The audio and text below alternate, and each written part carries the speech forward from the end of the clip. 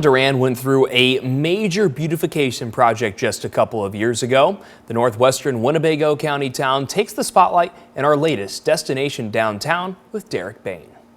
Destination Downtown with Derek Bayne is brought to you by GreenLink Energy Solutions.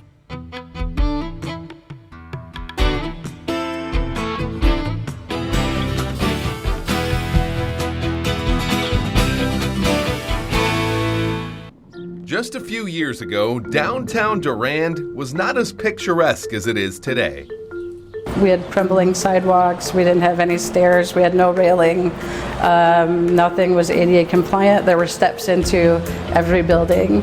Now the sidewalk comes up to every door threshold. The street remodel was much needed, but now it's flourishing. The transformation finally came together, and it's really made the downtown beautiful. Samino's has been here through it all, giving Durand a place to grab a pizza or sit down for a nice meal. We keep the secrets, the secret, for over 30 years. Just make everything fresh and with love.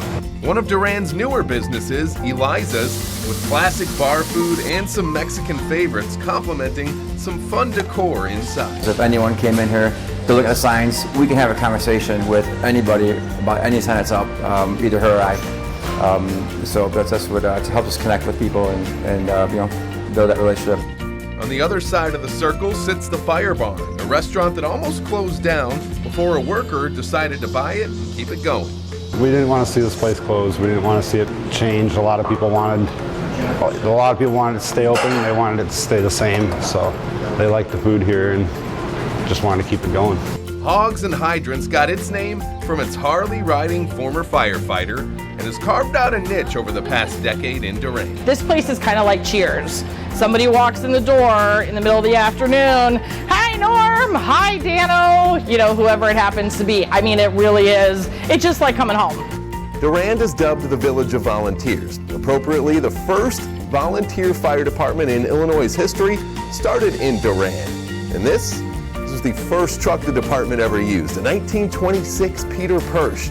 And that spirit of volunteerism that we saw back about a century ago when the department started, that still runs deep today, as we see with the way downtown Durand has come together over the last few years. It's called the Village of Volunteers, and it takes a lot of people involved to make happen what's happened here. Blink and you miss it. That transformation made Diana Reed want to open a second location of her shop, Harper G, an eclectic store named after her granddaughter. A lot of it just kind of speaks to my weird sense of taste and humor and anything snarky. Another old building is set to be torn down and turned into a family arcade. It all happened pretty organically. Basically, we were at the lake with all our friends, and everyone was complaining about they have nowhere to take their kids, they have nowhere to bring anybody for parties and stuff. Their house is always a mess, so we thought, what a great place to have in town would be an arcade. We'd have some food service, ice cream. That growth will continue as more businesses pop up to showcase that Durand charm. It's a hopping place here. And the place is just inviting. You show up and it really has that small town feel. Oh my gosh, you don't know what you're missing. It's such a cute, charming little town. Reporting in downtown Durand, I'm Derek Bayne for 13 WREX. Durand has more big plans for its 4th of July celebration, always one of the biggest celebrations among the small towns in our area, so be sure to put that on your calendar as we get into the summer months.